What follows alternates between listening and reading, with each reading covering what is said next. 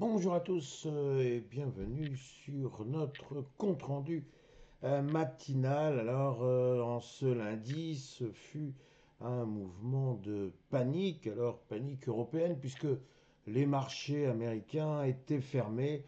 Néanmoins, nous avions comme boussole les futurs américains, notamment sur le Nasdaq 100 et sur le S&P 500, et déjà ces derniers étaient en rouge, ce qui montrait qu'il y avait quand même un problème international sur lequel nous allons revenir. Alors ce matin, eh bien, ces fameux futurs américains, ils sont toujours en mauvaise posture, et quant aux futurs européens, eh bien, ils continuent de plonger. Alors commençons immédiatement avec notre CAC 40.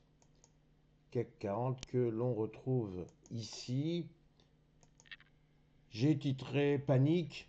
J'allais dire, franchement, je ne me suis pas foulé pour trouver un titre, parce que franchement, il n'y en avait pas véritablement d'autres. On voit un immense gap. Vous voyez ce gap que l'on peut qualifier de gap d'éjection baissière, parce que les vendeurs étaient tellement impatients d'intervenir avant l'ouverture de lundi que dès qu'il y a eu l'ouverture, effectivement, c'est une multitude, une foultitude d'ordres de vente qui sont intervenus avec forcément une ouverture en très nette baisse. Alors notre CAC 40, regardez ce qu'il est venu tester. Il est venu tester les 8090 points, ce petit support que nous avions ici en ligne de mire. Il s'est arrêté là. Il n'a pas voulu aller beaucoup plus loin. Il a même clôturé un peu au-dessus des 8110 points, à 8112,02 très exactement, avec une baisse de moins 1,78%. Les principaux secteurs qui ont souffert de ce mouvement de panique, bien c'est le secteur automobile et le secteur, surtout, le secteur du luxe. Alors pourquoi cette panique? Pourquoi cette souffrance des secteurs susnommés? Eh bien tout simplement parce que M. Trump, qui veut absolument, mais absolument, conquérir le Groenland, utilise comme première arme, son arme favorite, les taxes douanières. Et donc, bien évidemment, qui va prendre en premier le secteur du luxe avec des taxes douanières qui vont nécessairement, eh bien, abîmer les résultats, abîmer les bénéfices à venir. Et puis, j'ai envie de dire, quand ça va mal, ça va mal. Ce matin, on apprend que M. Trump menace maintenant de taxes douanières, tenez-vous bien, à hauteur de 200% sur le champagne et sur le vin. Alors déjà, il y avait un gros malaise dans le secteur, mais là, effectivement, il va y avoir encore aujourd'hui une poursuite de la panique. Alors me direz-vous, la panique est mauvaise conseillère, et encore une fois, ce n'est pas la première fois que M. Trump menace et que finalement, il se montre plus indulgent. Alors oui, enfin, le mal est quand même bel et bien là, et il n'y va pas y avoir annulation pure et simple des taxes douanières. Oh si, ce serait possible, mais pour cela, il faudrait que les Européens se couchent. Et en quoi se coucheraient-ils? Eh bien, ils se coucheraient en abandonnant purement et simplement le Groenland. On voit bien que nous n'en sommes pas là, mais M. Trump est sûr de son fait.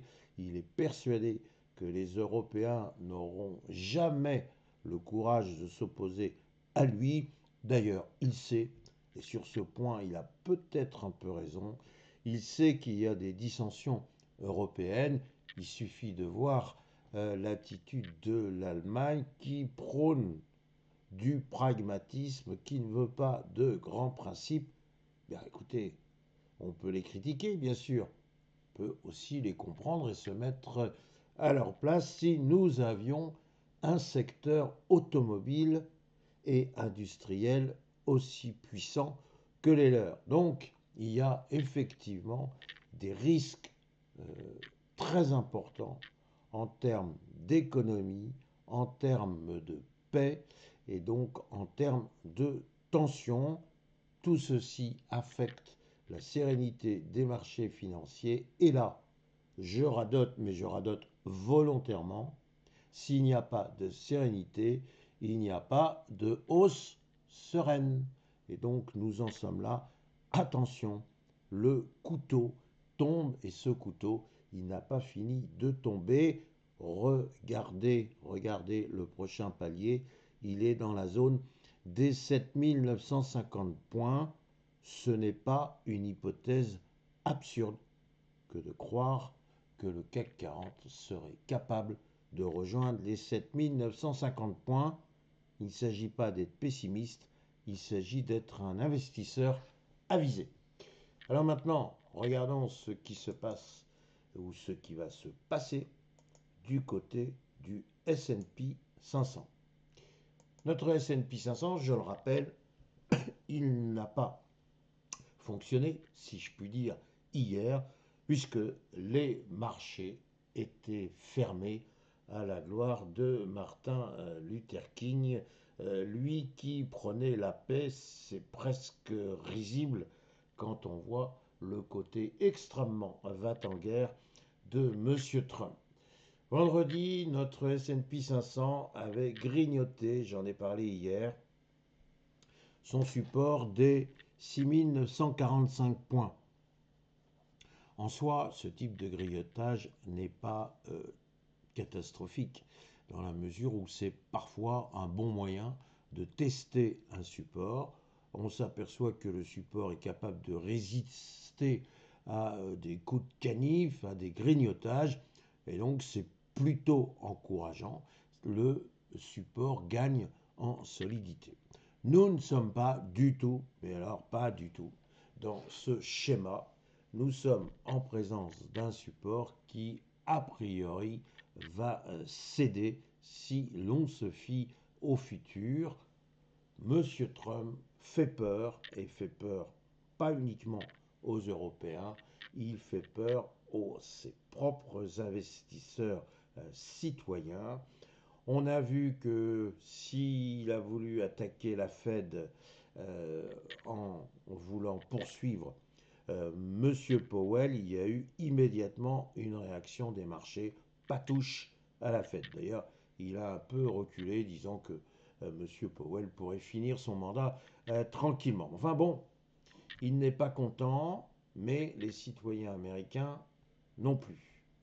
Il n'est pas du tout il n'est pas du tout certain que les citoyens américains veuillent absolument suivre leur président lorsque celui-ci vient déclamer que la saisie du Groenland était une question quasiment de survie pour les États-Unis. En gros, c'est la Chine, la Russie ou eux, donc il vaut mieux choisir les Américains.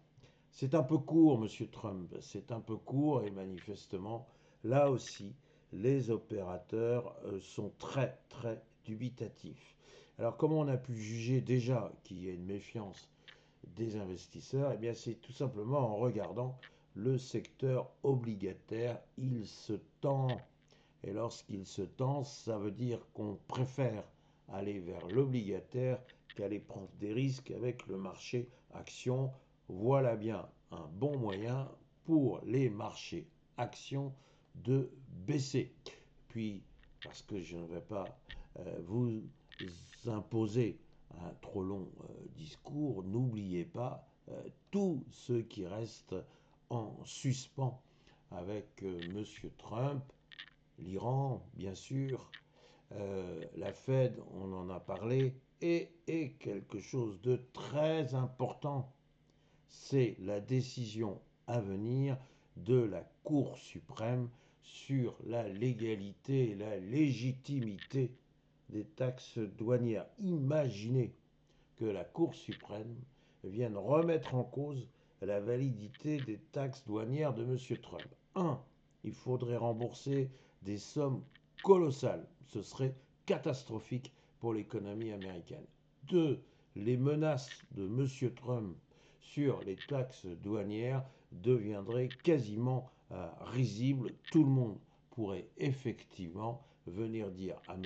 Trump, ça suffit. Donc vous imaginez ce qui pourrait se passer si la Cour suprême va jusque-là. Alors ce que nous allons voir bientôt, certains disent aujourd'hui que nous allons voir si la Cour suprême est véritablement indépendante ou si nous sommes quasiment en présence d'une dictature américaine avec un seul homme qui fait absolument tout ce qu'il veut. Bref, la situation est particulièrement anxiogène. Je ne peux que répéter ce que j'avais commencé à dire hier. Attention, il ne faut pas jouer au plus malin. Les opportunités d'acquisition viennent souvent à naître après des moments de panique, mais il faut respecter ces moments de panique et ce n'est pas la peine d'intervenir trop tôt. Pour l'instant, je préconise franchement, par prudence, le banc de touche. Voilà mes réflexions du jour. Il me reste à vous souhaiter une excellente journée, nonobstant.